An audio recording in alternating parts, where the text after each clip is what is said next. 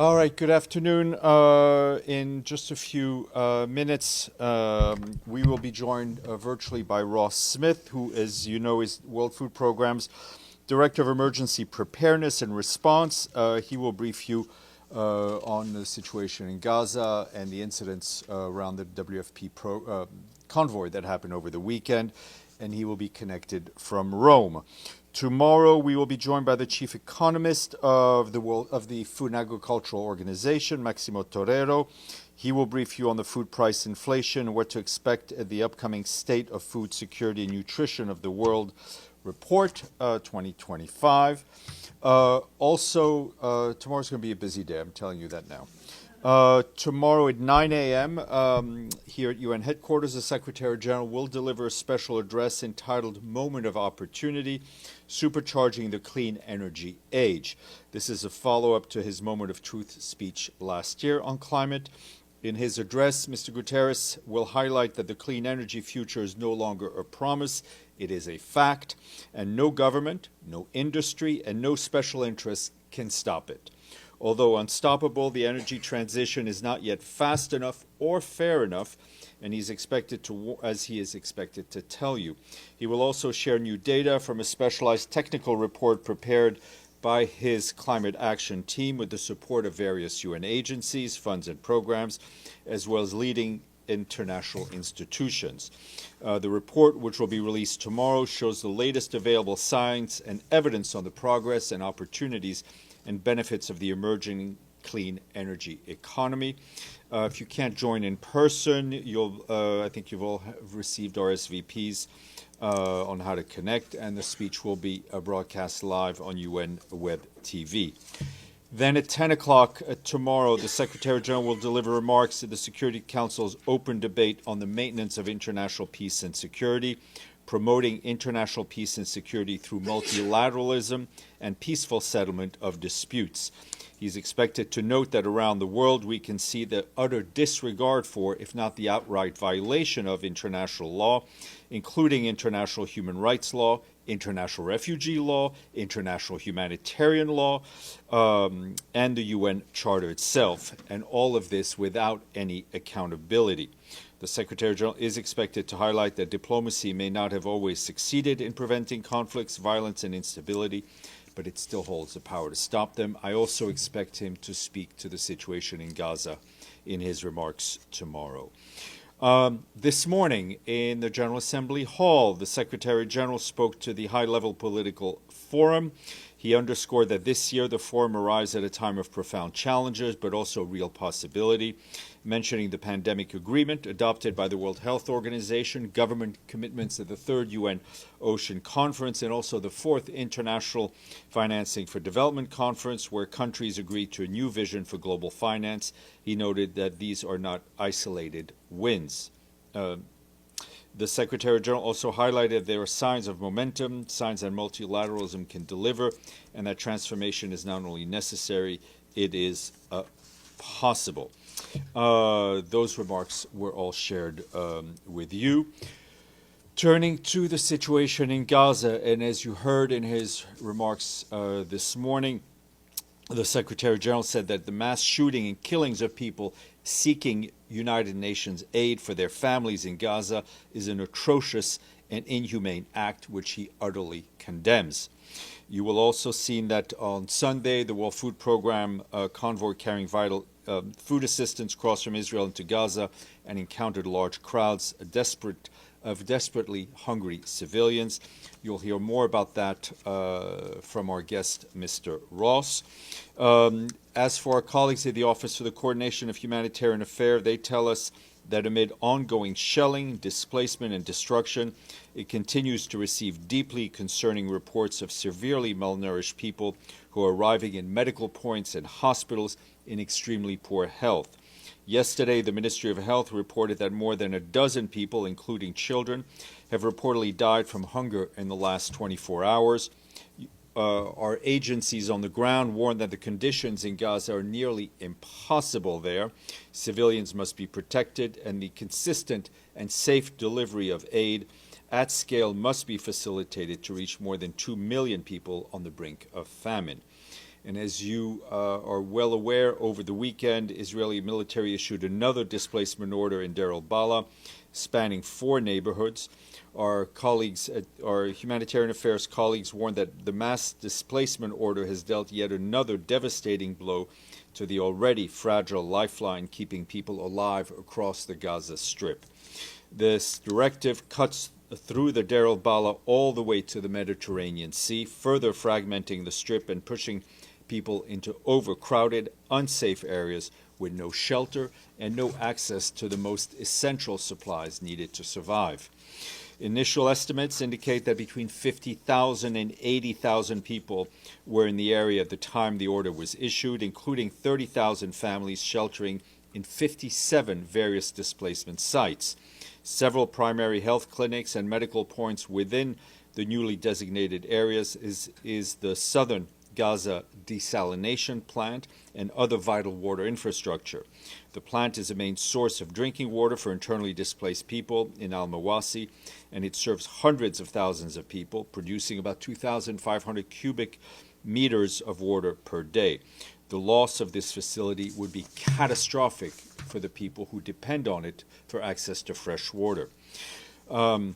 As of early July, 80% of water, sanitation, and hygiene facilities fall within the Israeli militarized zone or in areas that have been placed under displacement orders. In June, it was estimated that 93% of households have no access to direct water. UN staff are remaining in Deir al-Balah. They are spread across a dozen premises. Their coordinates, their location, have been shared with all relevant parties to this conflict. These locations, as with all civilian sites, must be protected, regardless of the issuance of the displacement orders. Meanwhile, our humanitarian partners have relocated to the northern part of Deir al-Balah or Al-Mawasi. OCHA reminds us that 87.7% of the Gaza is now under displacement orders or within displacement zones, squeezing about 2.1 million people into a fragmented area of the Strip where hardly any services are available. UN agencies also tell us that 1.35 million people in Gaza need shelter and household items. Harsh weather, humidity, overcrowding, and frequent disassembly and reassembly of tents and tarpaulins lead to a shorter lifespan of shelter items, further exacerbating the dire situation. No shelter supplies have been allowed to enter Gaza for more than 4 months. That's 140 days. Meanwhile, the fuel crisis continues. The limited quantity that have been allowed to enter Gaza in recent days are hardly sufficient. UN agencies and our partners are prioritizing this fuel for the most critical operations. And just to update you on the efforts of our new humanitarian coordinator for the occupied Palestinian territory, Ramiz Al-Akbarov, who arrived recently. He met with the Prime Minister of the State of Palestine, Dr. Mohammed Mustafa, in Ramallah.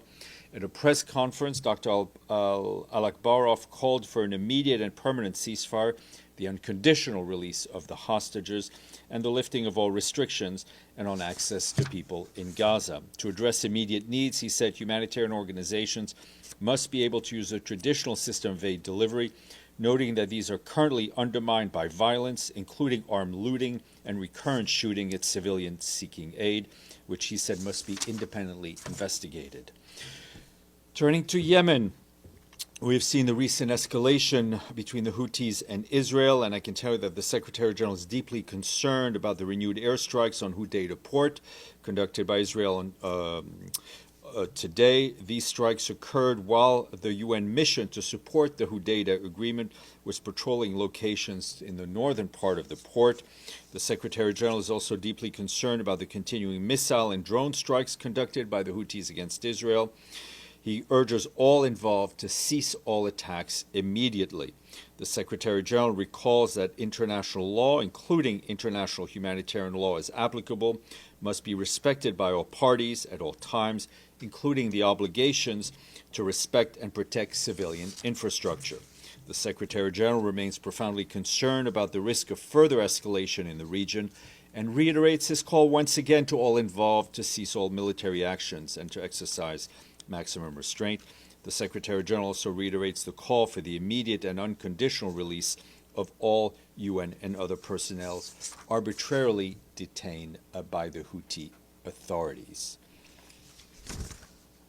And I have a statement to share with you, which I was just given, but the font is small, so I need my glasses.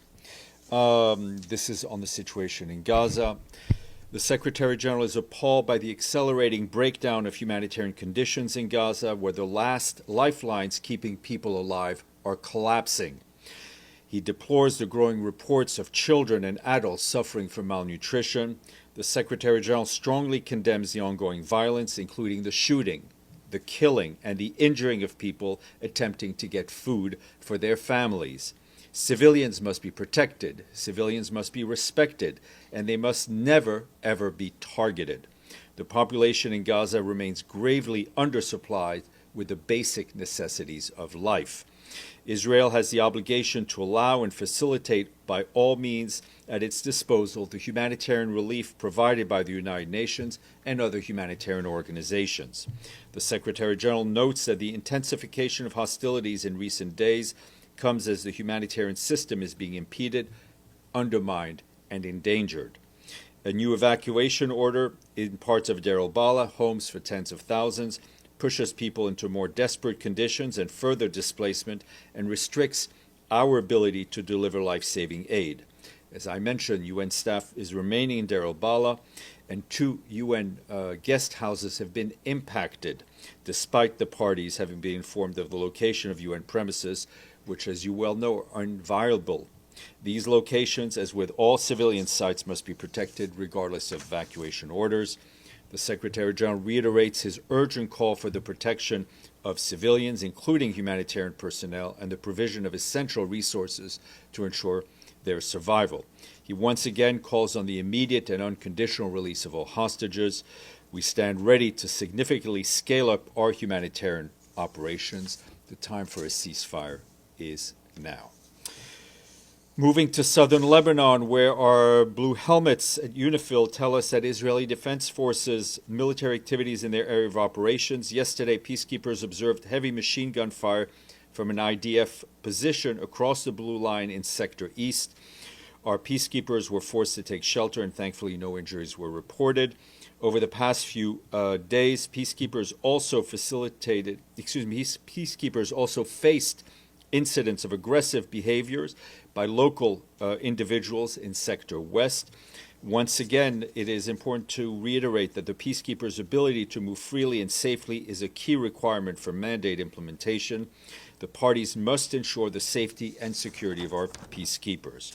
On Friday, UNIFIL members found 2 unauthorized weapon caches in Sector West, including tunnels containing rockets, mortar rounds, and anti-tank missiles, as well as launchers. All of them were referred to the Lebanese Armed Forces for disposal. UNIFIL peacekeepers continue clearing debris and rubble from roads due to recent conflict in coordination with the Lebanese army.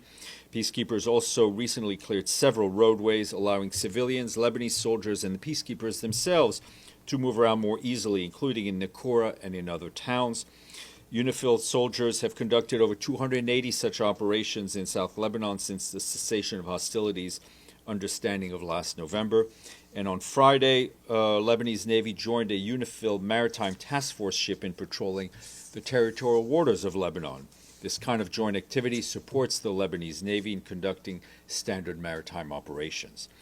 Moving next door to Syria, our humanitarian colleagues tell us that more than 93,000 human beings have been displaced due to the escalation of hostilities we saw in Sweda Governorate as of yesterday. That displacement took place both within Sweda and towards neighboring Dara Governorate and rural Damascus. In Sweda, most displaced people are being hosted by local communities and at least 15 reception centers. Some 30 collective shelters have also been opened in Dara. According to reports, a number of hospitals and health centers in Sweda are out of service. Water infrastructure has been critically damaged, disrupting services for over a week. Significant cuts to electricity have also been reported, as well as disruptions to food and other supplies. Our colleagues in the Office of the Coordination of Humanitarian Affairs and working with our humanitarian partners and the interim authorities are working to facilitate a direct visit to Sweden to assess the needs and deliver further assistance when security conditions allow it. Meanwhile, we're engaging with all relevant parties at all levels to facilitate humanitarian access and ensure the protection of people caught up in violence. On Sunday, a first aid convoy deployed by the Syrian Arab Red Crescent reached Sweda city and the district of Salkhad in Sweda itself, where the majority of displaced people sought safety. 32 trucks carried aid provided by our colleagues at the World Food Programme and UNICEF, as well as other partners. Teams are delivering vital food, water, medical supplies, and fuel to impacted people. Tom Fletcher, our emergency relief coordinator, welcomed the initial delivery as desperately needed first step, but said much more relief is needed. He said our teams in country and at UN headquarters are mobilized to move as much as we can. We're working with our partners to prepare next convoy of supplies to be sent through the Syrian Arab Red Crescent Society. Meanwhile, in Dara, we and our partners are delivering food, nutrition, water, health, and other critical items to newly displaced people reception centers. We continue to urge all parties to protect people who've been caught up in the violence, including allowing them to move freely to seek safety and medical assistance.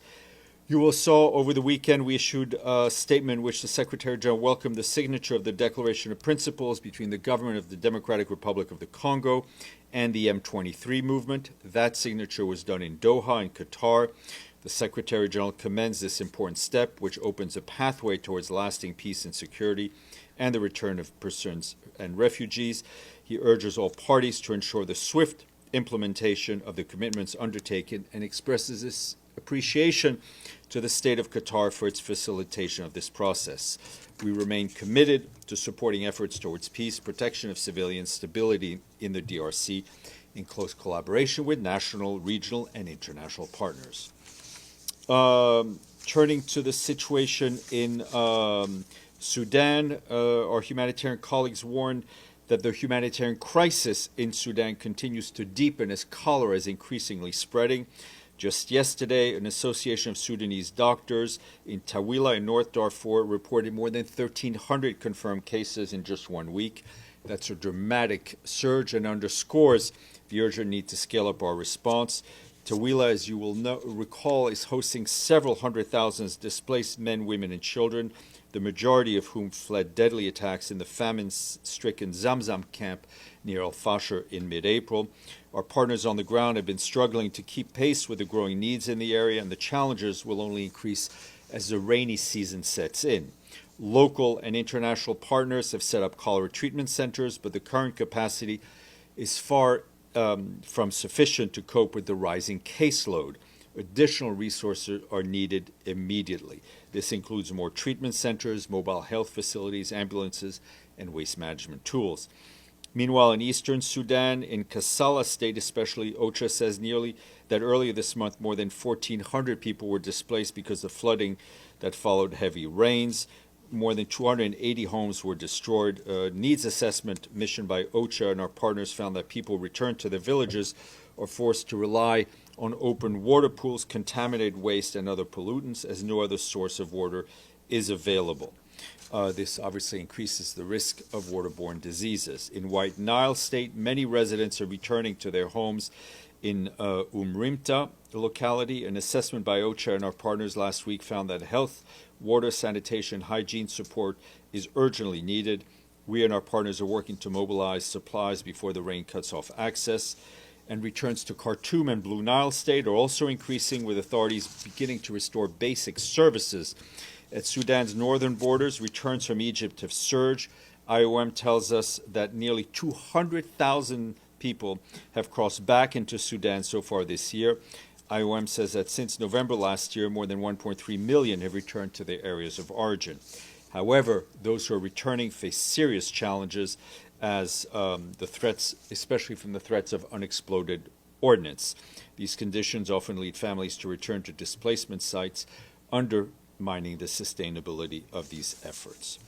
And last but not least, turning to Europe and Ukraine, Our humanitarian colleagues tell us that over the weekend and into today, attacks killed nearly at least 20 civilians and injured more than 100 others, including several children. That's according to authorities. As you know, we condemn any killing of civilians. These strikes impacted the capital, Kyiv, as well as western and frontline regions, damaging homes, schools, and health facilities. In western Ukraine, in the Ivanko-Frankivsk region, which hosts many displaced people and had previously been less impacted by hostilities, they suffered the largest attack since the escalation of the war in 2022. And in eastern and southern Ukraine, hostilities in areas near the front lines of Donetsk, Dnipro, and Kherson regions also caused civilian casualties and further damage to schools, health facilities, and apartment buildings. In Odessa, in Kharkiv, and Sumy, other regions are also reported that homes and shops were destroyed, electricity and public utilities were disrupted. Humanitarian organizations with support from our agencies provided shelter materials, non-food items, and other support and assistance for children in Odessa, Pavlograd, Kyiv, and Ivano-Frankivsk. They coordinate with local authorities and first responders. That's it. Edie, then Michelle. Thank you, Steph. When you said that the Secretary General was concerned or what about 2 guest houses in Deir el-Bala being impacted? Yeah. What does impacted mean? I mean? mean, they suffered damage. The UN staff inside was, to say the least, rather rattled, and we're trying to assess the damage. Okay. And you said that the UN is definitely planning to stay in That's correct. Deir el-Bala. Is there any indication of how many Palestinian civilians have fled or are leaving the area? Well, we have the number right now that have been impacted, which I shared with you. Obviously, we'll have to wait about 24 hours to see how many actually leave. And in terms of cholera in Sudan, is there any output from what's happening in El Fasher of whether the cholera outbreak has gone there as well? Our ability to work in El Fasher is severely limited, to say the least. Michelle. Thank you, Steph. When you say these guest houses were struck, but with what and by whom? And, oh, sorry, go ahead. Yeah. One we understand may have been an incendiary device. Others were shrapnel. Unclear whether it was targeted, whether it was just combat. As I said, the investigation is ongoing. So unclear which party? It's ongoing, but obviously, I think as you saw, there were heavy reports of Israeli airstrikes in the area. And then when you speak about the staff that are staying in the area that's under the evacuation order, how many staff are we talking about? I'm not going to go into exact numbers at this point, but they are both international from a wide variety of countries and national Palestinian staff with their dependents. Gabriel. Following up on both of those questions, what would be a point where the Secretary General feels that it is no longer safe for UN staff to work in Gaza? Look, the assessment is made, I'd like to say, more than daily, right, depending on the conditions on the ground.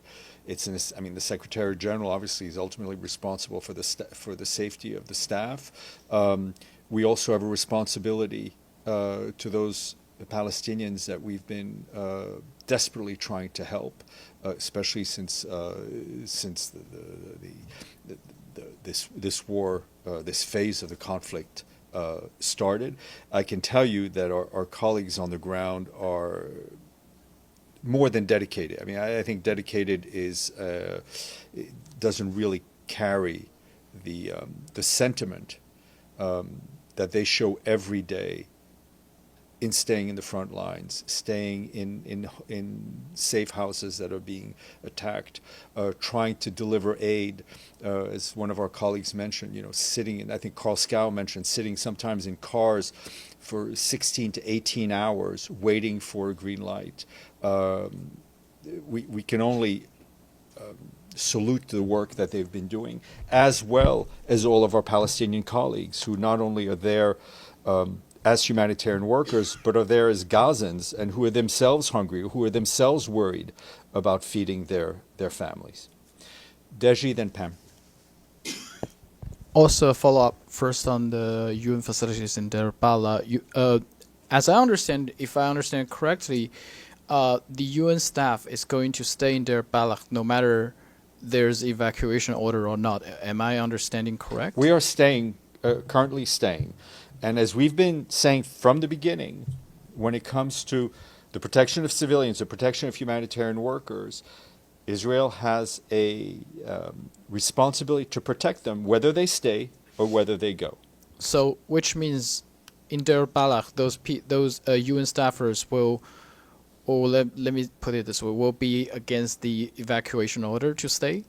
Yes. Okay, so if there's evacuation order, why they have to stay there? I mean, technically speaking, all the population will leave.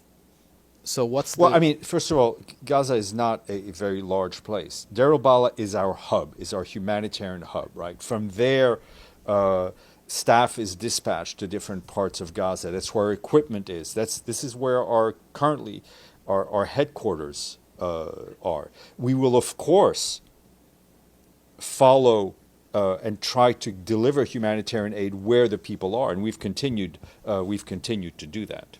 And another thing is today more than 20 countries put a joint statement to demand ending of the war in Gaza.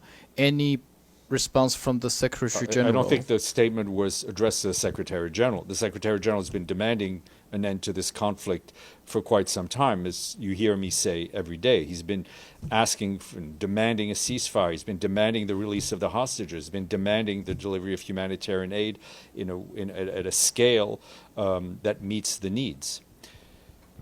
Pamela Falk. Thank you, Steph. Late last night, Iran announced that Friday they will be meeting with the E3, France, UK, and Germany on the JCPOA. And the Iranian argument is that there is no legal justification for imposition of the snapback provisions given some of the non-participation in JCPOA. UN is a party to the agreement. What is the UN's view on snapbacks? No, we are not. The issue of snapback is in a Security Council resolution drafted and adopted by Security Council members. We welcome the dialogue between the Europeans and the Iranians, and let's hope for a return to the JCPOA, a return to dialogue, and a return to the cooperation between Iran and the IAEA. And so UN itself, I mean, no one affiliated with all of the negotiations. We are not at those discussions. Thank you. Okay. Yes, sir. Just today, Secretary General met with the Pakistani Foreign Minister today. And, there is a brewing crisis over there after this ceasefire, which is on a hold. Was there any discussion on India-Pakistan situation and how the Secretary General regards Pahalgam as a disputed territory or part of India? I do not have a readout yet of that meeting. As soon as I have something, I will share it with you. Stefano. Thank you, Stefan. The United States is the only country that has a leverage on the Israeli government at the moment. So does the Secretary General think that the fact that the United States doesn't have at the UN at the moment an ambassador yet, all these months is not been able to really establish a policy with the United States that could help use this leverage in convincing I'm not, Israel Stefan, to I'm not to sure do I something. understand the question addressed to me. What I'm just trying to say is that I suspect that the Secretary General, when has to now deal with Israel, that is in the lowest point of the relationship, I believe, between Israel and the United Nations, the only way is going through the United States. Is it correct to say something like that? I will leave all that analysis to you. We continue to have very regular contacts with the Israeli authorities in Jerusalem and in Tel Aviv. We continue to push those countries that have influence on the parties to use that influence to bring an end to the conflict in Gaza.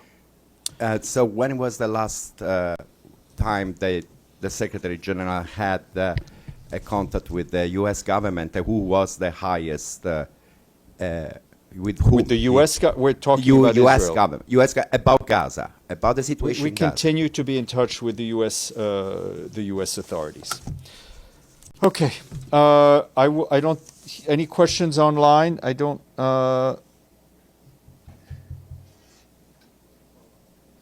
No, I don't see anything. Okay, let's go to our guest.